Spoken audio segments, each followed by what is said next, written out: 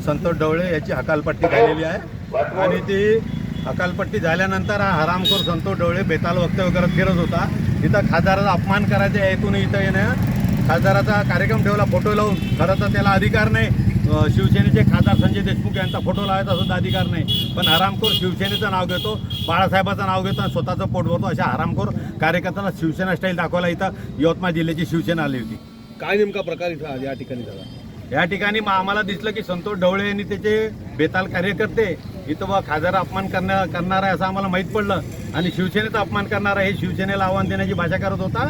त्याला आज आम्ही त्याची जागा दाखवून दिलेली आहे. हे एकनिष्ठ शिवसैनिक म्हणत आहे. शिवसैनिक म्हणजे काही नाही, ते गद्दार आहे साले हरामखोर. शिवसैनिक कसले आले? गद्दार आहे साले. इथे पंजाचं काम केलं. इथे नगरपालिकेच्या निवडणुकीत इथे नगराध्यक्षाच्या विरोधात पंजाचं काम केलं. सीटा इथे यांनी पंजावर उभ्या केला. ते कशाचे शिवसैनिक आहे? गद्दार आहे साले, प्युअर गद्दार आहे हरामखोर. आता याच्या पहिले साले ना 15 वर्षे मदनेरावरचे पाय चाटले आहे संतोष ढवळे ना. आता आज मोगेचे पाय चाटले. आज बाळासाहेब मांगुळकरांचे पाय चाटून राहिले. हे जे साले शिवसैनिक आहे का हरामखोर? अजूनही ते शिवसेनेत आहेत. हो, हकालपट्टी झाली त्याची. अधिकृत सामनामधून घोषित झाला आहे संतोष ढवळे आणि त्याच्या सहकार्याची हकालपट्टी झाली आहे म्हणून. आणि आता त्यांनी शिवसेनेच्या नादी लागून हा इशारा देत आहे.